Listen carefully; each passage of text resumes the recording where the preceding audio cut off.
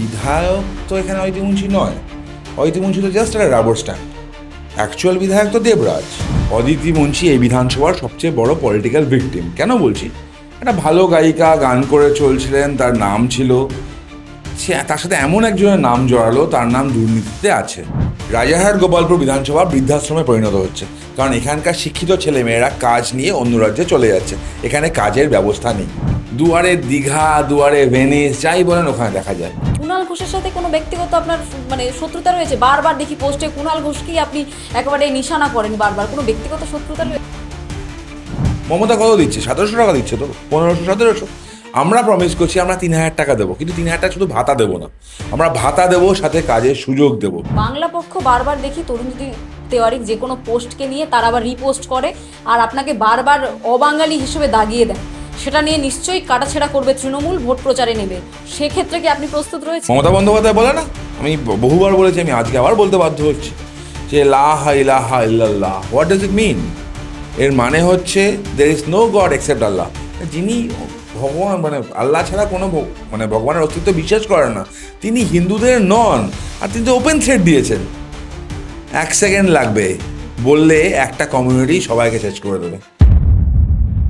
নমস্কার, বাংলা হান্টে সকলকে স্বাগত। পাখির চোখ 2026-এর বিধানসভা নির্বাচন। সেই নির্বাচনে ইতিমধ্যে বিজেপির তরফ থেকে, সিপিআইএম এর তরফ থেকে এবং তৃণমূল কংগ্রেসের তরফ থেকে প্রার্থী তালিকা ঘোষণা হয়েছে, এবং তারপর যারা টিকিট পাচ্ছেন না তারা এক দল থেকে অন্য দলে যাওয়ার জন্য তড়িঘড়ি তো করছে, এবং অপরদিকে যারা টিকিট পেয়েছে তাদের মধ্যে কিন্তু ইতিমধ্যে প্রচার শুরু হয়ে গিয়েছে। বিজেপির দ্বিতীয় তালিকা ঘোষণা হয়েছে এবং সেখানে রাজারহাট গোপালপুর থেকে দাঁড়াচ্ছেন তরুণজ্যোতি তিওয়ারি। পেশায় আইনজীবী রয়েছেন এবং ছাত্র নেতাদের মধ্যে ভীষণ উজ্জ্বল একটি মুখ। সমাজ মাধ্যম হোক কিংবা পথে বারবার প্রতিবাদে সরকারকে প্রশ্ন করতে তরুণজ্যোতি তিওয়ারিকে দেখা যায়। বাংলা হান্টের পর্দায় তরুণজ্যোতিদা এই মুহূর্তে আমাদের সাথে রয়েছে। তরুণজ্যোতিদা, তোমাকে স্বাগত জানাচ্ছি। ধন্যবাদ। কেমন অনুভূতি বলো যখন দেখলে যে একেবারে তোমার নাম রয়েছে রাজারহাট গোপালপুর থেকে? প্রথম অনুভূতিটা কেমন ছিল? না, একটু ইতিহাস বলতে হয়। 2009 সাল, মানে ইউপিএ 2 আসলো। তৃণমূল কংগ্রেসের যা ফল হলো, 2011-তে পরিবর্তন হবে স্বাভাবিক। আমি কলেজের স্টুডেন্ট তখন। 5 টাকা দিয়ে তখন মেম্বারশিপ হয়, হতো 5 টাকার ফর্ম হতো। আমি গিয়ে ভারতীয় জনতা পার্টির ফর্মটা নিয়েছিলাম, জমা করেছিলাম। বন্ধুবান্ধব, হয়তো এটা অনেকে আমার বন্ধুবান্ধব দেখবে মনে করবে, আমার রুমমেটস যারা ছিল তারা হাসাহাসি করেছিল, হাসাহাসি করে বলেছিল পাগল নাকি, বিজেপি করতে জয়েন করছি, বিজেপির কিছু হবে না বাংলায়।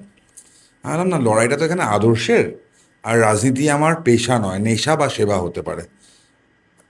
ভগবানের কৃপায় মোটামুটি একটা সচ্ছল পরিবার থেকে আসছি, বাড়িতে সবাই আইনজীবী, বাবা আইনজীবী ছিলেন, দাদা আইনজীবী, আমি যে পেশায় আসতে যাচ্ছি, সুতরাং আমার দরকার মানে রাজনীতিকে পেশা করার দরকার হবে না। তারপর সেখান থেকে পথ চলে মণ্ডলের সাধারণ একজন কর্মী, সেখান থেকে রাজ্যের লিগ্যাল সেলের দায়িত্ব। অল ইন্ডিয়ার সময় লিগ্যাল সেলের পার্ট আসতো, মানে সেক্রেটারি, প্রেসিডেন্ট, অ্যাসিস্ট্যান্ট সেক্রেটারি, এই স্টেপে আসতো। এক সময় গিয়ে রাজ্যের, মানে পুরো দেশের মধ্যে সবচেয়ে ইয়াংগেস্ট জেনারেল সেক্রেটারি হই আমি। তারপর পরবর্তীকালে দেবজিৎ দা ছিল, দেবজিৎ দা এখন আমাদের মেন স্পোক্স পারসন। দেবজিৎ দা একদিন ফোন করলো, বললো কদিন আর থাকবি ওখানে লিগ্যাল সেলে, যুব মোর্চায় চলে যা। 2017-তে যুব মোর্চার যাত্রা শুরু। ক্লাস অর্গানাইজেশন লিগ্যাল, সেখান থেকে মাস অর্গানাইজেশন যুব মোর্চা, আসা, পার্ট এগিয়ে যাও। দেখুন, আমি কোনো পলিটিক্যাল ফ্যামিলি থেকে বিলং করি না, নর্মাল একটা ছেলে যার বাড়িতে রাজনীতির লাইকিংস আছে, কেউ অ্যাক্টিভলি পলিটিক্সটা করে না, সেরকম একটা ছেলে আসা। আস্তে আস্তে দল বিভিন্ন দায়িত্ব দেওয়া, লিগ্যাল সেল থেকে করা, একের পর এক মামলাগুলো করেছি আমি পার্টির হয়ে, সঙ্গের হয়ে। বেশ কিছু বড় বড় মামলা আছে আমার। এবার আইনজীবী হিসাবে নিজেকে প্রতিষ্ঠিত করেছি, কার্যকর্তাদের সাথে সাথেও থেকে এসে বিভিন্ন সময় করতে করতে আস্তে আস্তে এগিয়ে আসার পর, হ্যাঁ, এক্সপেকটেশন থাকে, রাজনীতিতে উচ্চাকাঙ্ক্ষা থাকবে, সেটা স্বাভাবিক। আমারও এক্সপেকটেশন ছিল, কিন্তু রাজারহাটের মতো একটা ইম্পর্টেন্ট সিট, সেখানে পার্টি আমাকে ক্যান্ডিডেট হিসেবে গণ্য করবে সেটা আমি ভাবিনি। পার্টির কাছে ধন্যবাদ। ভারতীয় জনতা পার্টিকে পার্টি উইথ ডিফারেন্স বলে, কারণ আমার মতো সাধারণ কার্যকর্তাকে যদি ক্যান্ডিডেট হিসাবে পার্টি দেখতে পারে, তো পার্টিতে ওঠার জায়গা আছে। পার্টি ভাবে তোমার কাজ করলে পার্টি সেটা দেখে, সেটা প্রমাণ আমি নিজে। একেবারেই তরুণদা, তুমি যেটা বললে যে পার্টি দেখে না সে কোন পেশার সাথে যুক্ত রয়েছে, কারণ বিজেপি তরফ থেকে আমরা আরেকটি টিকিট দেখেছি, যিনি একজন পেশায় পরিচারিকা, তাকেও পর্যন্ত টিকিট দেওয়া হয়েছে। এই যে তুমি বললে না যে 5 টাকা দিয়ে ফর্ম ফিল আপ করেছিলে, মানে যখন ফর্মটা ফিল আপ করেছিলে তখন কখনো ভেবেছিলে যে পরবর্তীতে বিধায়ক হিসেবে আমাকে লড়তে হবে? না না, তখন আমি ভাবিনি। পার্টি তো আমাকে কিছু প্রমিস করেনি। আমি এবার পার্টিতে জয়েন করেছিলাম, পার্টি আমাকে বলেনি যে তোমাকে আমি জায়গা দেবো, তোমাকে যুব মোর্চায় আনবো, তোমাকে লিগেলে দায়িত্ব দেবো, তোমাকে বড় বড় মামলার ভার তোমার কাঁধে দেবো। বলেনি পার্টি তোমাকে স্পোক্স পারসন করবো, তোমাকে মিডিয়া পাঠাবো। যখন মিডিয়াতে বসতাম, তরুণ চৈতিবাড়ি লিখে বিজেপি নেতা, বিজেপি মুখপাত্র, ওই ট্যাগটা না ইম্পর্টেন্ট। পার্টি তো আমাকে দিয়েছে, এটা সাধারণ ফ্যামিলি ছেলেকে দিয়েছে। সুতরাং এখান থেকে দাঁড়িয়ে আমি পার্টিকে প্রথম দিন যখন জয়েন করলাম, পার্টি তো আমাকে কিছু দেবে বলেনি। আমি পার্টি থেকে কিছু নেওয়ার জন্য জয়েন করিনি। সেখান থেকে এমএলএ একটা টিকিট দিয়েছে প্রার্থী, মানে পার্টি, দ্যাটস মানে এনাফ। এবার পার্টি যেটা যোগ্য মনে করেছে, দেখুন একটা বিধানসভায় অনেকজন পদপ্রার্থী থাকে, অনেকজন মানে ইচ্ছা থাকে কন্টেস্ট করার, তাদেরকে না দিয়ে আমাদের দিয়েছে। এরকম মানে আমি বেশি যোগ্য আরেকজন কম যোগ্য তা নয় কিন্তু। বিধানসভার লড়াই যদি হয়, প্রতীকটা পদ্মফুল। তরুণজ্যোতি তিওয়ারি যদি বলি, একটা বিধানসভার একটা নাম মাত্র, প্রতীক পদ্মফুল। পদ্মফুল ছাড়া আমি কিছু নই। আমার আইনজীবী পরিচয় একটা আছে হয়তো, তো পার্টিতে পদ্মফুল ছাড়া আমি কিছু নই। যারা আছেন ওখানে সবাই প্রার্থী, প্রার্থী পদ্মফুল। তাদেরকে না দিয়ে আমাকে দিয়েছে। আমার বিশ্বাস তারা সাথে থাকবেন, তারা একসাথে কাজ করবেন এবং একই সাথে এগোবেন, কারণ লক্ষ্যটা জয়ের, মাঝখানে অন্য কিছু নেই। তরুণজ্যোতিদা, আপনি যখন প্রার্থী হলেন, লিস্টটা হাতে পেলেন, তখন দেখেছিলেন যে অপোনেন্টে কে আছে, নাকি মানে জানতেন অদিতি মুন্সি রয়েছে? লিস্ট তো বেরিয়ে গেছিলো তৃণমূলের, অদিতি মুন্সি আছে, তো আমিও দেখেছিলাম। কিন্তু প্রবলেমটা কী বলুন তো, রাজারহাট গোপালপুর তাদের বিধায়ককে চেনে না। অদিতি মুন্সি অত্যন্ত ভালো একজন নাম, তাকে আমি সম্মান করি গায়িকা হিসাবে, একজন মহিলা হিসাবে। সদ্য মা হয়েছেন তিনি, শুভকামনা। মা, সব মারা যোদ্ধা হন, তিনি যোদ্ধা, তাকে প্রণাম আমার। কিন্তু বিধায়ক তো এখানে অদিতি মুন্সি নয়। অদিতি মুন্সি তো জাস্ট একটা রাবার স্ট্যাম্প। অ্যাকচুয়াল বিধায়ক তো দেবরাজ। কোন দেবরাজ? যে দেবরাজের নাম আসে চাকরি বিক্রির ক্ষেত্রে, যার বাড়িতে সিবিআই রেড পড়ে, যেই দেবরাজ আমাদের কর্মী খুনের মামলায় অভিযুক্ত, যে দেবরাজের একের পর এক মানে তার সাগরের যারা ছিল, এমএলএ যারা মানে কাউন্সিলর যারা আছে, সে কাউন্সিলরদের আজকে কোটিপতি হয়ে গেছে। দেবরাজ তো কংগ্রেসের প্রার্থী ছিল, এক সময় কাউন্সিলর ছিল, তখন তার সম্পত্তি কী ছিল, আজকে তার সম্পত্তি কী? এবার এই রকম একটা মুখ নিয়ে বিধায়ক হওয়া যায় না। মানুষের কাছে যখন সে এই ভোট চাইতে যেত, তাহলে বলতো তুই তুই তো চোর আছিস বাবা, তোকে দেওয়া যাবে না। তখন দরকার হতো একটা স্বচ্ছ মুখ। আপনি যখন অদিতি মুন্সির হয়ে বিপক্ষে নামবেন, প্রচার করতে নামবেন, তখন ইস্যুটা কি হবে? মানে দেখুন, firstly- পরিবারতন্ত্রকে টেনে আনবেন, যেমন অভিষেক বন্দ্যোপাধ্যায়, মমতা বন্দ্যোপাধ্যায়ের একটা ব্যানার্জি পরিবার আমরা দেখেছি, সেখানে কি এই মুন্সি পরিবারকে টেনে আনবে? না না, মুন্সি পরিবার না। আমি তো বিশ্বাস করি Aditi Munshi is political victim over here. Aditi Munshi এই বিধানসভার সবচেয়ে বড় পলিটিক্যাল ভিকটিম। কেন বলছি? একটা ভালো গায়িকা, গান করে চলছিলেন, তার নাম ছিল, সে তার সাথে এমন একজনের নাম জড়ালো, তার নাম দুর্নীতিতে আছে। এমন একজনের নাম জড়ালো যে তার নাম বিভিন্ন গোলমালে আছে, খুনের সাথে আছে, চাকরি বিক্রি অর্থাৎ স্বপ্ন বিক্রিতে আছে। আমার দাবি তো সিম্পল এখানে। আচ্ছা, এত মানে নরম মন নিয়ে যদি আপনি প্রচারে নামেন, তাহলে অদিতি মুন্সির হয়ে প্রচারটা করবেন কিভাবে? কারণ আপনাকে তো নেগেটিভ জিনিসগুলো তুলে ধরতে হবে। না, না, এই না। বললেন যে সদ্য মা না, হয়েছে, exactly, সহানুভূতি exactly। রয়েছে। না, না, যাকে আমি আবার বললাম, মারা তো যোদ্ধা হয়, তাকে তো সম্মান করতে হবে। অদিতি মানে I feel pity for her. Aditi মুন্সির ক্ষেত্রে I feel pity for her. এবার প্র্যাকটিক্যাল আমি আসপেক্টগুলো আসি, তিনি যেগুলো দেখতে পারতেন। অদিতি মুন্সি বেসিক্যালি একজন রাবার স্ট্যাম্প বিধায়ক, বিধায়িকা। তো রাবার স্ট্যাম্প বিধায়িকা কেন বলছি? অ্যাকচুয়াল বিধায়ক তার স্বামী। একটা পঞ্চায়েত সিরিজ ছিল, মনে আছে? প্রধান একটা পোস্ট ছিল, প্রধান পতি একটা পোস্ট ছিল। তো এখানে বিধায়িকা একটা পোস্ট আছে, বিধায়িকা পতি একটা পোস্ট আছে। তো ওই বিধায়িকা পতিটাই অ্যাকচুয়াল ব্যাপারটা দেখে। আপনি যখন কৈখালি দিয়ে আসছেন, আপনাকে নিউ টাউন থেকে ঢুকতে হবে, বর্ষাকাল, আপনার কাছে কি নৌকা আছে? নৌকা ছাড়া আপনি আসবেন কি করে? দুয়ারে দীঘা, দুয়ারে ভেনিস, যাই বলেন ওখানে দেখা যায়। উল্টো দিকে চারনক হাসপাতাল, চারনক হাসপাতালে রোগীরা থাকে, রোগীরা যায়, অসুস্থ হয়, ওখানে দেখে সমুদ্র মনে হয়। রাজারহাট গোপালপুরের বিভিন্ন গলিগুলোতে অবস্থা খারাপ হয়ে যায়, ড্রেনের জল, বৃষ্টির জল মিশে দুয়ারে জল প্রকল্প চলে ওখানে। কেন্দ্র সরকার বিশুদ্ধ পানীয় জলের ব্যবস্থা করেছিল, মানে হর ঘর জল বা জল জীবন মিশন। তার টাকা কেন্দ্র শেয়ারটা চলে এসছে, সেই শেয়ারে নল হয়ে গেছে, জল এখনো পৌঁছায়নি। দুয়ারে জলও তো বলতে পারি আমরা। হ্যাঁ, দুয়ারে দুয়ারে ড্রেনের জল বলতে পারেন। আচ্ছা, আপনি তো প্রচারে ইতিমধ্যে আজ থেকে শুরু করে দিয়েছেন। আপনি বলেন যে জল জমার যে সমস্যা, সেটা আমরাও ভুক্তভোগী রয়েছি। তো সেক্ষেত্রে প্রচার চলাকালীন যদি কালবৈশাখী ঝড় হয়, জল জমে যায়, তখন কি আপনি নৌকো নিয়ে প্রচারের না কথা না ভাববেন? দেখুন, কালবৈশাখী কোনো জল, বৃষ্টির জল পড়া বা জল একটু থাকা যাওয়াটা ফ্যাক্টর নয়, জল আসাটা ফ্যাক্টর নয়, জল জমে থাকাটা ফ্যাক্টর। বৃষ্টি পড়লে জল একটুখানি জমবে, নেমে যাবে, এটা নর্মাল। কিন্তু জল যদি জমে থাকা, সেটা ফ্যাক্টর। বিভিন্ন এলাকায় আপনি ভাবতে পারেন, শহরাঞ্চলে আমরা বাস করি, বিভিন্ন এলাকায় ড্রেন বলে কিছু নেই। আচ্ছা, বেসিক নেসেসারি জায়গায় আছি, আপনি যখন এই এলাকায় ঘুরবেন দেখবেন প্রচুর নার্সিংহোম আছে। ভেবে দেখেছেন কেন? সবার তো টাকা নেই, এত এত নার্সিংহোম কী করে চলে? চলার মেন রিজন হচ্ছে সরকারি স্বাস্থ্যকেন্দ্র যেগুলো আছে, সরকারি ব্যবস্থা যেগুলো আছে, মিউনিসিপ্যাল হসপিটাল যেগুলো আছে, সেগুলোর অবস্থা অত্যন্ত শোচনীয়। সেগুলোর কোনো ব্যবস্থা নেই, সুতরাং গরিব মানুষের গয়না বিক্রি করে হলেও যেতে হয় বেসরকারি জায়গায়। তারপর আবার আপনি আসুন, বর্ষাকাল যাওয়ার পরেই ডেঙ্গুর প্রকোপ শুরু হয়। ডেঙ্গু নিয়ন্ত্রণের কী অবস্থা হয়েছে? এমআইসি তো দেবরাজ, তাই না? তো কী অবস্থা হয়েছে? কোনো ব্যবস্থা হয়নি। আপনি আসুন, পুরো এলাকা ঘুরে দেখুন, দেখবেন ইয়ং ছেলেরা আগে যাদের দেখা যেত, ইয়ং ছেলেরা এখন নেই। ইয়ং ছেলেরা গেল কোথায়? রাজারহাট গোপালপুর বিধানসভা বৃদ্ধাশ্রমে পরিণত হচ্ছে, কারণ এখানকার শিক্ষিত ছেলেমেয়েরা কাজ নিয়ে অন্য রাজ্যে চলে যাচ্ছে, এখানে কাজের ব্যবস্থা নেই। যারা আজকে পড়াশোনা করছে, যারা গ্র্যাজুয়েশন করছে, বা ফার্স্ট টাইম ভোটার, যারা সো কল জেন জি যাদেরকে বলা হয়, তারা কি করবে ফিউচার কোনো ঠিক নেই। তো এখানে কতগুলো প্রমিস আছে। টার্গেটটা থাকবে কি জেনজিদেরকে একত্রিত করা? অবভিয়াসলি টার্গেট থাকবে, ইয়ং ভোটারও টার্গেট থাকবে।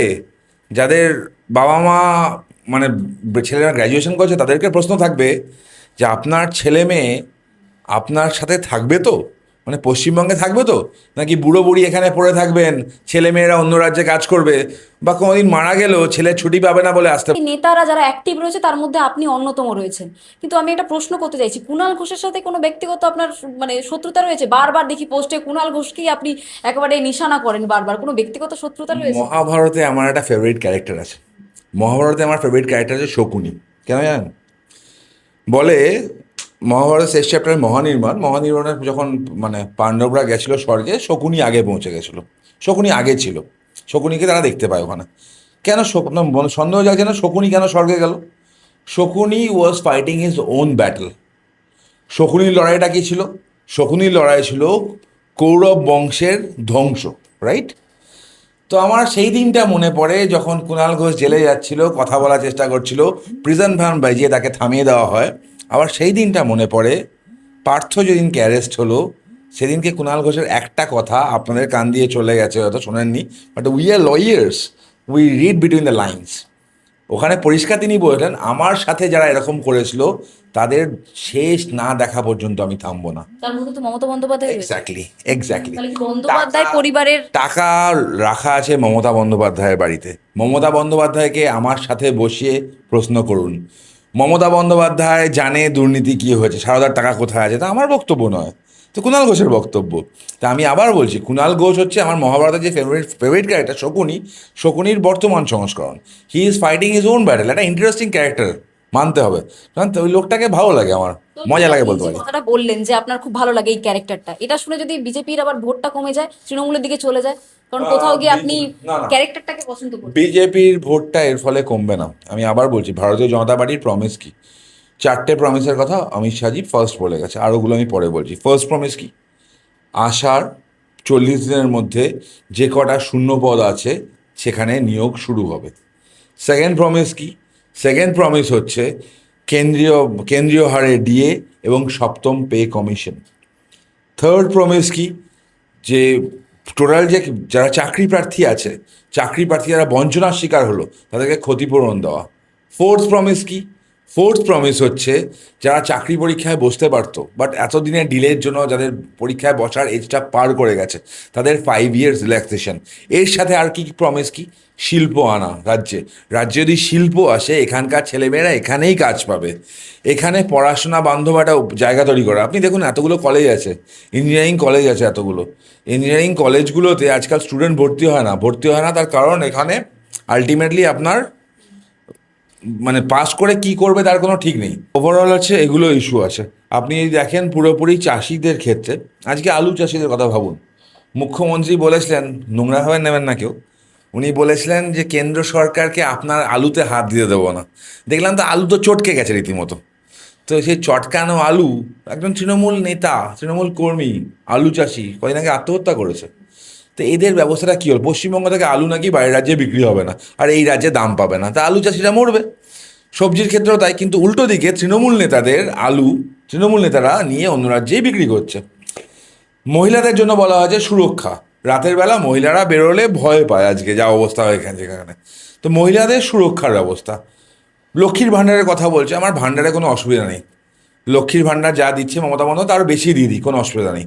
লক্ষ্মী সুরক্ষা দিক, লক্ষ্মীদের কাজ দিক, বাড়ির লক্ষ্মী গণেশদের শিক্ষা এবং কাজের ব্যবস্থা করুক। মমতা কত দিচ্ছে? 1700 টাকা দিচ্ছে, তো 1500 1700। আমরা প্রমিস করছি আমরা 3000 টাকা দেবো, কিন্তু 3000 টাকা শুধু ভাতা দেবো না, আমরা ভাতা দেবো, সাথে কাজের সুযোগ দেবো। মহিলারা যাতে নিজের ব্যবস্থা দাঁড়াতে পারে সেই ব্যবস্থা করবো। একটা সিম্পল ছোটো স্কিম বলছি, এখন ড্রোন দিদি কী স্কিম? গ্রামীণ মহিলাদের ড্রোন প্রশিক্ষণ দেওয়া হবে। চাষবাসের ক্ষেত্রে এখন ড্রোন ব্যবহার হচ্ছে, তাদেরকে সেখানে কাজে লাগানো। আপনারা কেউ এর মধ্যে দমনদিউ গেছেন? যদি দমনদিউ যাবেন, দেখবেন সমুদ্রের ধারে ছোটো ছোটো কিয়স্ক আছে, কিয়স্কে মহিলারা জিনিসপত্র বিক্রি করে। তাই ভাববেন কী কেস? সরকার থেকে ওইগুলো দেওয়া হয় সেল করার জন্য, ওখান থেকে প্রফিট হয়, যাদের ব্যবসা একটু ভালো হয় তাদেরকে আরও লোন দেওয়া হয়, যাতে আরও ঠিকঠাকভাবে করতে পারে। ছোটো ছোটো স্কিম। কেন্দ্রীয় সরকারের বিভিন্ন প্রকল্প আছে যেগুলো এখানে আসছে, সেমন স্টার্ট আপ ইন্ডিয়ার মতো প্রকল্প, যেগুলো এখানে এসে বড় বড় কাজ হতে পারে। না, আমি আপনার অফিসে বসে আছি, ধরুন Bangla hunt, right? Bangla hunt একটা নিউজ, একটা media, but they are creating মানে এমপ্লয়মেন্ট, রাইট? তো এরকম আমাদেরকে বাড়ি দাও। চাকরি মানে খালি তো সরকারি চাকরি নয়, সরকারি চাকরি শূন্যপদ ভর্তি, পাশে কাজের ব্যবস্থা করা, আপনাদের কাজের ব্যবস্থা করা। ধরুন আপনি একজন মহিলা, আপনার কথা বলছি আমি, মহিলাদের মানে এন্টারপ্রেনার করার জন্য তাদেরকে যে লোন দেওয়া হয়, সাবসিডাইজড লোন দেওয়া হয়। পশ্চিমবঙ্গের মানুষ জানে না। মৎস্য চাষের কথা বলছি আমি, মৎস্য চাষের ক্ষেত্রে 35% সাবসিডি আছে, 5 কোটি টাকা পর্যন্ত লোন আছে। পশ্চিমবঙ্গের মানুষ জানে কি? সুবিধা আসে কি? আসে না। এরকম কয়েকশো প্রকল্প আছে সেন্ট্রাল গভর্নমেন্টে, এগুলো মানুষের কাছে পৌঁছাবে। তো আমাদের কথা সেগুলো পৌঁছাবো। আর রাজারহাট মানে গোপালপুরের কথা যদি বলেন, রাজারহাট গোপালপুরে আমার একটা এক্সট্রা প্রমিস আছে, দুটো প্রমিস আছে আমার, যা পার্টির প্রমিস ছাড়াও। ফার্স্ট হচ্ছে একটা অবৈতনিক বেশ কয়েকটা বিভিন্ন জোন ধরে কোচিং সেন্টার করানো, যাতে ছেলে মেয়েরা চাকরি পরীক্ষার জন্য প্রিপারেশন নিতে পারে। আরেকটা আমার ডোমেনে আছে, তো আজকে লিগ্যাল ইস্যু একটা বড় ইস্যু। মানুষের কাছে ক্ষমতা, লিগ্যাল এইড আছে সরকারের, কিন্তু সরকারের লিগ্যাল এইড কতটা বেকার রাজ্য সরকারের আইনজীবীদের দেখলে আপনারা বুঝতে পারবেন। প্রতিদিন গোল খায় আমাদের কাছে। তো সেই লিগ্যাল এডের যে কথা বলছি, আমাদের ভালো ভালো আইনজীবী অনেকজন আছেন, তাদেরকে দিয়ে আমরা সপ্তাহে 2 দিন করে লিগ্যাল এডের ব্যবস্থা করব এই বিধানসভার মধ্যে, যাতে মানুষরা আইনি পরিষেবা পায় বিনা পয়সায়। আরেকটা প্রমিস আমাদের আছে, ভারতীয় জনতা পার্টির প্রমিস আছে, ম্যানিফেস্টো থাকবে আশা করি। মধ্যবিত্তর পকেটে আরেকটা বড় চাপ, সে ইলেকট্রিক বিল। যে সিইএসসি কলকাতা ইলেকট্রিক বিল মানে ইলেকট্রিক দিচ্ছে 7.5 টাকা ইউনিটে, সেই সিইএসসি রাজস্থানে দিচ্ছে 4.5 টাকা করে। ডাব্লিউবিএসসি এসিডিসিএল সরকারি, সেটা প্রায় 8 টাকার কাছাকাছি। এটা হতে পারে না। এখানে মাল্টিপ্লেয়ার যদি আনা হয়, কম্পিটিশান হলে দামটা কমবে, মানুষের পকেট বাঁচবে। যেমন গ্যাসের জন্য আমাদের অন্য দেশের উপর নির্ভর করতে পারছে, গ্যাসের দাম বাড়ছে। পশ্চিমবঙ্গের মানুষের ব্যাড লাকটা ভাবুন, তারা তো ইন্ডাকশানটা ব্যবহার করতে পারবে না, মানে ইলেকট্রিকের দাম যা। কারণ ওভারঅল অনেকগুলো ইস্যু আছে, সেই ইস্যুগুলো নিয়ে মানুষের কাছাকাছি আমরা যাব, মানুষের বাড়িতে যাব, মানুষের বাড়িতে গিয়ে তার সাথে কথা বলবো। আর তৃণমূল একটা কথা বলে না, আমরা 24 ঘন্টা রাজনীতি করি। রাজনীতি 24 ঘন্টা করা জিনিস নয়। মানুষ তো ঘুমাবে রে বাবা, মানুষ ঘুমাবে, তার পার্সোনাল টাইম থাকে। 24 ঘন্টা রাজনীতি করলে কী করবে? আরেকটা ছোট্ট জিনিস আছে এই এলাকার, আপনি যদি ধরুন এখান থেকে যাচ্ছেন, অফিস থেকে যাচ্ছেন, আপনাকে চিনার পার্ক পেরিয়ে বাগুইহাটি যেতে হবে। যদি যান, আপনি রাস্তায় নর্মাল থাকতো, তা আপনি অন্তত 1.5 ঘন্টা সময় সেভ করতে পারেন। যা জ্যাম হয় এখানে 1.5 ঘন্টা মোটামুটি সময় লেগে যায়। মানুষ তার পরিবারের সাথে সময় কাটাবে, স্টুডেন্টসরা পড়াশোনায় কাটাতে পারে, সেই সময়টা নষ্ট হচ্ছে। নষ্ট হওয়ার মেন কারণ হচ্ছে রাস্তাঘাটে খারাপ তো আছেই, তার সাথেই ইট বালি সিমেন্ট পড়ে থাকা, সিন্ডিকেটের মাল পড়ে থাকা, যার ফলে গাড়ি যেতে পারে না। এইগুলো বন্ধ হবে। আরও একটা ছোট্ট জিনিস আছে এই পার্টিকুলার বিধানসভার, বলুন, মধ্যবিত্ত স্বপ্ন একটা বাড়ি করবে বা বাড়ি কিনবে। ফ্ল্যাট যখন কিনতে যাবে, এখানে প্রত্যেক ফ্ল্যাটের ইনফ্লেটেড রেট, মানে 800 থেকে 1000 টাকা স্কোয়ার ফিট প্রত্যেকটা ফ্ল্যাটে বেশি। কারণ যারা ফ্ল্যাট বানায়, তারা ফ্ল্যাট বানানোর সময় তাদেরকে পাথর নিতে হয় বেশি দামে, বালি নিতে হয় বেশি দামে, ইট নিতে হয় বেশি দামে, সিমেন্ট নিতে হয় বেশি দামে। যার ফলে এই টাকাটা কোত্থেকে নেবে? আপনাদের পকেট থেকে নেবে, সাধারণ মধ্যবিত্ত পকেট থেকে। সিন্ডিকেটটাকে ক্রাশ করার সময় এসছে, সিন্ডিকেটটাকে শেষ করার সময় এসছে। পূর্ণেন্দু বসুর সিন্ডিকেট আজকাল, পূর্ণেন্দু বসুর আত্মসহায়ক দেবরাজ, যে কিনা অদিতি মুন্সির হাজব্যান্ড, সেই চালাচ্ছে, বন্ধ হবে। আপনার যে বিধানসভা যেখানে আপনি দাঁড়িয়েছেন সেখানে বিপক্ষে আপনার যে দাঁড়িয়েছে, আপনি কি খুশি, নাকি অন্য কোনো ক্যান্ডিডেট দিলে খেলাটা জমতো বেশি? ক্যান্ডিডেট ফ্যাক্টর নয় কোনো, আমি আবার বলছি ক্যান্ডিডেট ফ্যাক্টর নয়। It's not about negatives always. মানে ছিলেন তো 5 বছর, উনি তো 5 বছর ছিলেন। মানুষ কি তাকে দেখতে পেয়েছে? মানুষের কাছে কি উনি গেছেন? উনি গান করেছেন, উনি মমতা বন্দ্যোপাধ্যায়ের ছবি তুলেছেন, ঘুরে বেরিয়েছেন, অত্যন্ত ভালো গায়িকা, আমি তার গান ভালোবাসি, আমি বলতে পারি। কিন্তু মানুষের পাশে কি তিনি ছিলেন? কি আমার প্রশ্ন থাকবে, ছিলেন না তো। তো মানুষ রাবার স্ট্যাম্প আর চায় না, রাবার স্ট্যাম্প বাজার থেকে কিনে নেবে। এই বিধানসভায় মানুষ একজন বিধায়ককে চায় যে তাদের পাশে থাকবে, তাদের আইনিভাবে পাশে থাকবে, তাদের লড়াইয়ে পাশে থাকবে, তাদের ঘরের প্রবলেমে পাশে থাকবে। আমি সেটা থাকবো, আমি রাবার স্ট্যাম্প হতে এখানে আসিনি। এই যে আপনার বিধানসভা, সেখানে বড় বড় ব্যানার দেওয়া আছে, আমরা দেখি রাস্তায় যাতায়াত করলে। সেখানে দেখি অদিতি মুন্সি, অভিষেক বন্দ্যোপাধ্যায়, মমতা বন্দ্যোপাধ্যায় রয়েছে, আরো একজন ব্যক্তির মুখ রয়েছে, সেটা হলো দেবরাজ, তার যে স্বামী রয়েছেন তার ছবি রয়েছে। আপনার ছবিতে কার কার কার থাকবে? মানে নরেন্দ্র মোদী থাকবে, অমিত শাহ থাকবে, তরুণজ্যোতি তিওয়ারি থাকবে, আর কাকে রাখতে চাইছেন? তৃণমূল তো সবাইকে একেবারে ব্যানারের মধ্যে আমাদের রাজ্য সভাপতি থাকবেন, সেন্ট্রাল লিডার্সরা আছে তারা থাকবেন, এবং লাস্ট কথা বলি, আমার ছবি থাকুক না থাকুক, আই ডোন্ট বদার। কারণ ছবির রাজনীতি করতে এখানে আসিনি আমি, ব্যানার লাগানোর জন্য আমি এখানে আসিনি, মানুষের কাজ করতে এসেছি। নামটা পরিচিতি পেলেই হলো, ছবি দিয়ে পরিচিত করতে হচ্ছে। অদিতি মুন্সির পাশে দেবরাজের ছবি আছে কেন? এটা বোঝানোর জন্য যে এই দেখো তোমাদের বিধায়ক, অ্যাকচুয়াল বিধায়ক, পাশে দেবরাজকে দিয়ে বোঝাতে হচ্ছে এ আমার বউ। সুতরাং এইটা হওয়া উচিত না। একেবারে কি মেঘের আড়ালে ইন্দ্রজিৎ, ওই ওই টাইপের? একদম, আমি বললাম না, পঞ্চায়েত সিরিজের কথা বললাম, বিধায়িকা আর বিধায়িকা পতি, মানে এমএলএ পতি। তো এমএলএ পতি দরকার নেই, এটা এমএলএ দরকার এখানে। তরুণজ্যোতি, তো আরেকটা প্রশ্ন, বাংলা পক্ষ বারবার দেখি তরুণজ্যোতি তেওয়ারির যে কোনো পোস্টকে নিয়ে তারা আবার রিপোস্ট করে আর আপনাকে বারবার অবাঙালি হিসেবে দাগিয়ে দেয়। সেটা নিয়ে নিশ্চয়ই কাটাছেঁড়া করবে তৃণমূল, ভোট প্রচারে নেবে। সেক্ষেত্রে কি আপনি প্রস্তুত রয়েছেন? না না, বাংলা পক্ষ একটা বাঙালি নেতা খুঁজুক আগে। গর্গ চট্টোপাধ্যায়, তাই তো? চট্টোপাধ্যায় মানে কান্যকুব্জ ব্রাহ্মণ, মানে উত্তরপ্রদেশের ব্রাহ্মণ। তো গর্গ, এই বাংলা পক্ষ যদি বাঙালি অবাঙালি করতে হয়, ওই সে কোট আনকোট একটা বাঙালি নেতা খুঁজুক। আচ্ছা, কৌশিক মাইতি একটা হে দেখলাম ওদের, তো উড়িয়া, একটা বাঙালি নেতা খুঁজুক। দেখুন, এইসব বেকার কথা, ফালতু কথা, কেন আমি আপনাকে বলে দিচ্ছি, মানে এরা না জানে ইতিহাস, না জানে কিছু, তৃণমূলের টাকায় চলে, তৃণমূল পক্ষ, জামাত পক্ষ, এগুলো বেসিক্যালি আর কিছু না। প্র্যাকটিক্যালি আপনাকে বলছি, আপনি বলুন তো, প্রভু রাম, সংস্কৃত বাদে প্রথম রামায়ণ অনুবাদ হয় বাংলায়। প্রভু রামকে ঘরের ছেলে করে দেয় একজন, কে জানেন, মনে আছে? কৃত্তিবাস ওঝা। কৃত্তিবাস ওঝাকে কি আপনি অবাঙালি বলবেন? ওঝা তো। আরে ছেড়ে দিন, বাংলা, খালি বাংলা বলবো না আমি, হিন্দু ধর্মেরও বলো, বাংলারই বলছি, যাকে ছাড়া ভাবা যায় না, চৈতন্য মহাপ্রভু। চৈতন্য মহাপ্রভুর পূর্বাশ্রমের নাম কি? বিশ্বম্ভর মিশ্র। তাকে কি আপনি অবাঙালি বলবেন? আচ্ছা, রামসুন্দর ত্রিবেদী, নাম শুনেছেন তো? রামসুন্দর ত্রিবেদী অবাঙালি? আমি আবার বলছি, পশ্চিমবঙ্গের গর্বের সেন বংশ, বাংলার গর্বের সেন বংশ, আমরা ইতিহাসে বহুত পড়েছি, রাইট? সেন বংশরা এসেছিল দক্ষিণ ভারত থেকে।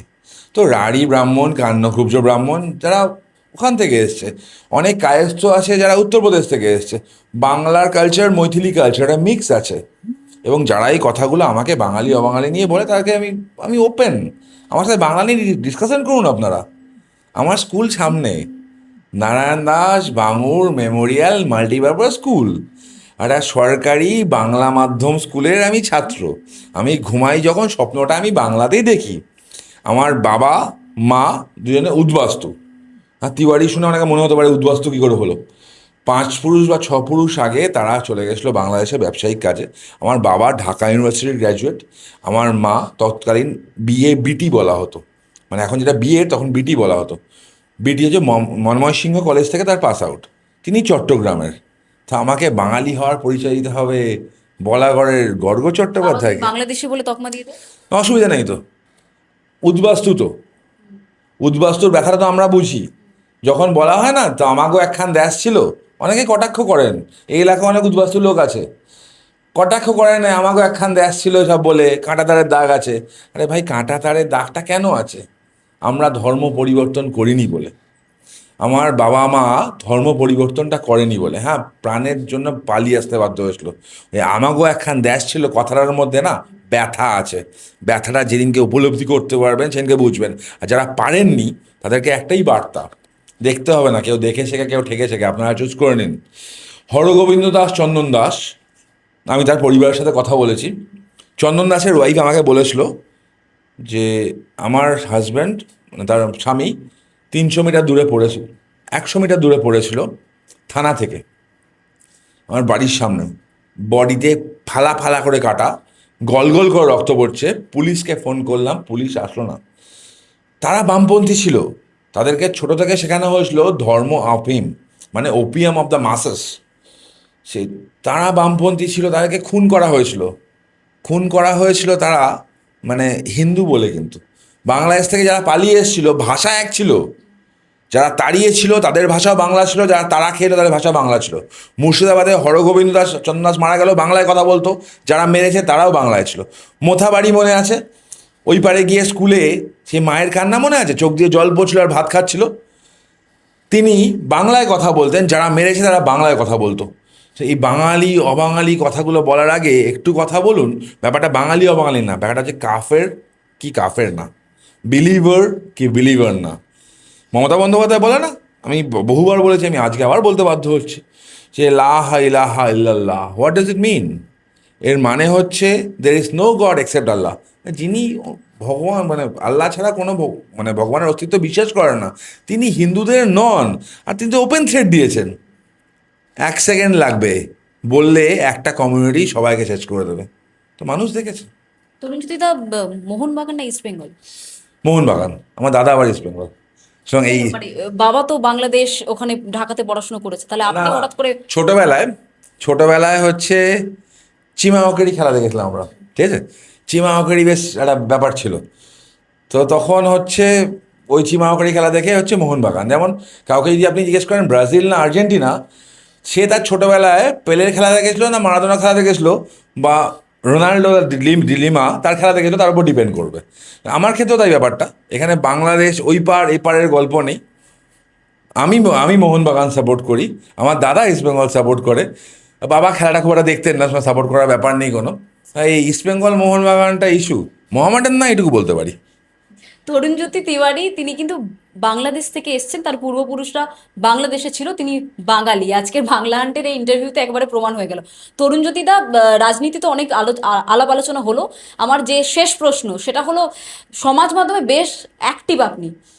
আমরা সাংবাদিকদের থেকেও বেশি আপনি অ্যাক্টিভ। কোনো কিছু ইনসিডেন্ট হয়ে যাক বা ঘটনা হয়ে যাক, আপনার ফেসবুক পোস্ট যদি আমরা নজরে রাখি তাহলে অনেক তাড়াতাড়ি জানতে পেরে যাই। এই তো সকাল থেকে উঠে আপনাকে এবার থেকে কালো কোটের বদলে গলায় হয়তো পদ্ম ফুলের চিহ্ন, কোনো একটা কিছু একটা উত্তরীয় জড়িয়ে এখন প্রচারে নামতে হবে। সেক্ষেত্রে সমাজ মাধ্যমটা, ফেসবুকটাকে হ্যান্ডেল করবে? সমাজ মাধ্যম, আমি ডাইরেক্টলি কন্ট্যাক্টে থাকি সবার সাথে। টিম আছে কোনো আপনার? তো আমি বলছি ডাইরেক্টলি কন্ট্যাক্টে থাকি। Even if there is a team, কোনো যদি কাউকে রিপ্লাই হয়, ভালো বা খারাপ, তার দায়িত্ব আমার। কারণ আমি ডাইরেক্ট কথা বলতে ভালোবাসি, পিছন থেকে নয়। খালি সমাজ মাধ্যম না, কোর্টেও দেখবেন অনেক কটা ইস্যুতে আমি আগে ছুটি। বকটুই মনে আছে তো, বিজেপির কর্মীরা মারা যায়নি কিন্তু, তৃণমূলের মুসলমান কর্মীরা, ভাদু শেখ যে তৃণমূলটা করতো, সে তার মাথায় বোম দিয়ে মারা হলো, তার বদলায় মুসলমানদের বাড়ি পুড়িয়ে দেওয়া হলো। প্রথম মামলাটা কিন্তু এই তরুণজ্যোতি তেওয়ারি করেছিল। বিভিন্ন যখন ইস্যু হয়, ইস্যুতে কলকাতা হাইকোর্টে পিআইএল করা আমি করি। সন্ধ্যাবেলা কোর্ট খুলিয়ে মামলা করতে হয়, শুভেন্দু অধিকারী মহাশয় ছিলেন, তার সাথে আমি ছিলাম। শামশেরগঞ্জে অত্যাচারিত হিন্দুদের পাশে যেতে হয়, তা আমি ছিলাম। আর একটা কথা আপনাদেরকে বলি, আপনারা জানা উচিত, শোনা উচিত, দুঃখের বিষয়। 2024 সাল, একটা মেয়ে, তাকে তৃণমূলের ব্লক প্রেসিডেন্ট, মাইনরিটি মুসলিম একটা মেয়ে, তৃণমূলের ব্লক প্রেসিডেন্ট ছেলে প্রেমের প্রপোজাল দিচ্ছিল। 13 বছরের বাচ্চাকে প্রেমের প্রপোজাল, সে রাজি হয়নি। বাচ্চারা মিসিং হয়ে যায়। বাবা মা গিয়ে ওই জানতো ব্যাপারটা, কিডন্যাপিংয়ে একটা মামলা করে, 6 দিন পর বডি পাওয়া যায়। আমি আপনাকে ছবিটা দেখাবো না, আমি রেখে দিয়েছি দেখার জন্য, নিজের জন্য। মানে কতটা নৃশংস হতে পারে মানুষ। বাচ্চাটার মুখের এই পাশটা পুরো ছিল না, দাঁত বেরিয়ে গেছিলো। জিভটা হাফ করে কেটে দেওয়া হয়েছিল, বুকের একটা পোর্শন চেঁচে তুলে দেওয়া হয়েছিল, প্রাইভেট পার্টে মোস্ট প্রবলি বাঁশ ঢুকিয়ে পুরো র্যাপচার করে দেওয়া হয়েছিল। মানে এত নৃশংস, ও সাথে নখগুলো উপড়ে দেওয়া হয়েছিল। এতটা নৃশংস মানা যায় না। সেই মামলায় পোস্টমর্টম হলেও পোস্টমর্টমে এইসব ইঞ্জুরির কথাই থাকলো না, হাইকোর্টে মামলা হলো, এ হলো। মানে বাবা মাকে রোজ ভয় দেখাতে হতো এই বলে তৃণমূলের পক্ষ থেকে যে মামলাটা উইথড্র করে নে, মেয়ে মরে গেছে, কিছু টাকা নিয়ে নে। সে রাজি হয়নি, বলছো 10 লাখ টাকা নিয়ে নে। বললো আমার যা কিছু আছে দিয়ে আমার সব 20 লাখ টাকা হবে, তোমাদের দিচ্ছি, আমার মেয়েটাকে ফেরত দাও। তারা অধীর চৌধুরীর কাছে গেছিলো। অধীর চৌধুরীর কাছে যাওয়ার পর অধীর চৌধুরী কোনো ব্যবস্থা নেয়নি। তো একদিন কাঁদতে কাঁদতে ভারতীয় জনতা পার্টি সল্টলেক অফিসে আসেন, শ্রমিকদা ছিলেন। শ্রমিকদা আমাকে বলেন ব্যাপারটা কি একটু দেখো। দেখলাম, শুনলাম, মামলা করলাম। কয়েকদিন আগে মাননীয় বিচারপতি জয় সেনগুপ্তর বেঞ্চে একটা এসআইটি ফর্ম করেছে, বলেছে পুরো ব্যাপারটা তদন্ত করতে। লোকাল এমএলএ নিয়ামত হোসেন, যদি ভুল না করি আমি, শামশেরগঞ্জের এমএলএ, সে ডাইরেক্টলি ইনভলভ, তার নাম আছে, পুরোটা দেখতে বলেছে কোর্ট। তো ওভারঅল ইস্যুটা এটা কিন্তু মাইনরিটি ছিল। তো এখানে মেজরিটি মাইনরিটি ব্যাপারটা ইস্যু নয়।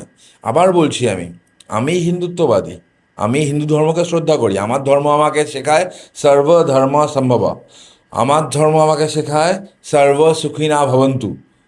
আমি সবের কথা বলি।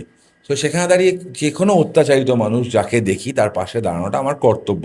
ভগবান যদি আমায় ক্ষমতা দিয়ে থাকে, যেটুকু ক্ষমতা দিয়ে সেটুকু দিয়ে আমি কাজ করি এবং সেটাই করার চেষ্টা করি। অদিতি মুন্সি প্রিয় গায়িকার মধ্যে একজন, ওনার গান পছন্দ করেন, ভোটের প্রচারে যদি মুখোমুখি হন, মানে বলবেন রিকোয়েস্ট করে যে একটা যদি গান শোনান। না, মুখোমুখি হলে অবভিয়াসলি সৌজন্য বিনিময় হবে। অ্যান্ড উনাকে শুভেচ্ছা জানাবো আমি। শুভেচ্ছা এই জন্য জানাবো কারণ উনি যে পলিটিক্যাল ভিকটিম হয়ে আছেন, ওনার পলিটিক্যাল ভিকটিম দশাটা এবার মিটতে চলেছে। বোঝাবেন কি যে আপনি ভিকটিম না, হয়ে আছেন? উনি নিজেও বোঝেন। আমার দৃঢ় বিশ্বাস উনি তার পুরোনো লাইফ উনি ভোলেননি, তার পুরোনো জীবন উনি ভোলেননি, তার বিয়ের আগের বিয়ের পরের ঘটনা তিনি ভোলেননি। সুতরাং তিনি যে পলিটিক্যাল ভিকটিম হয়ে আছেন, তার নিজেকে রক্ষা করার একটা চান্স।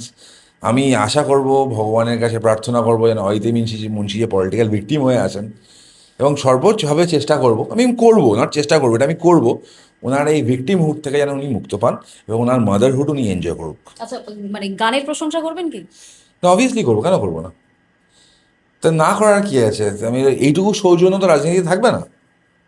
আচ্ছা, কল করেছিলেন যখন আপনি দেখলেন যে আপনার অপোনেন্টে অদিতি মুন্সি রয়েছে? সার্টেনলি না, সার্টেনলি না। অদিতি মুন্সির সাথে একজন নাম জড়িয়ে আছে, যার নাম দেবরাজ। আমাদের কর্মীকে যে খুন করেছিল, তাকে ফোন আমি করতে পারবো না। আমি আবার বললাম, সৌজন্যতা দেখানো মানে এটা নয় আই এম উইক। সৌজন্যতাটা ভদ্রতা। বলে না একটা কথা, আমার হাত জোড়ও থাকতে পারে, হাত খুলতেও পারে সময় বিশেষে। ভদ্র রাজনীতি হোক, নীতি আদর্শের রাজনীতি হোক, নাহলে কোর্ট আছে, একটু খোঁজ নিয়ে দেখবেন। অনেক নেতা এখনও কোর্টের ছোটে, একজন নেতা তো পৃথিবীর মায়া ছেড়ে চলেই গেলেন। আচ্ছা, এই ভোট প্রচারের জন্য কি মানে কোনো নিরাপত্তা কর্মী বা কাউকে রাখতে চাইছেন? মানুষ নিরাপত্তা দেবে, মানুষের ভরসা। আমি আজ পর্যন্ত নিরাপত্তা কর্মী রাখার কথা কোনোদিন ভাবিনি। I love to drive my own কার। আমি নিজের গাড়ি নিয়ে ঘুরতে ভালোবাসি, মানুষের মধ্যে থাকতে ভালোবাসি। যদি সাধারণ মানুষের সাথে মিশতে গিয়ে আমার নিরাপত্তাই লাগলো, তাহলে সাধারণ মানুষের যোগ্য আমি নই। মানুষের মধ্যে থেকে প্রচার করবেন তরুণজ্যোতি তিওয়ারি। তার পাশাপাশি বাংলা হান্টের এই সাক্ষাৎকারে তিনি প্রমাণ করে দিলেন বাংলা পক্ষের তরফ থেকে তাকে যে বারবার কটাক্ষ করা হয় যে তিনি বাঙালি নয়, অবাঙালি, সেই একেবারে কটাক্ষের যোগ্য জবাব দিলেন তরুণজ্যোতি তিওয়ারি। এবার হাতে আর কয়েকদিন বাকি রয়েছে, 4 মের আগে তরুণজ্যোতি তিওয়ারির এই যে ভোট ময়দানে যে প্রচার, সেই প্রচার কতটা সাড়া ফেলতে পারে তার জন্য সময়ের অপেক্ষা। ক্যামেরায় জয়ের সাথে রিয়া, বাংলা হান্ট, কলকাতা। আরও ভালো ভালো খবর দেখতে সাবস্ক্রাইব করুন বাংলা হান্টের ইউটিউব চ্যানেল। বাংলা হান্টের আরও খবর দেখতে নজর রাখুন। বাংলা খবর মানেই বাংলা হান্ট।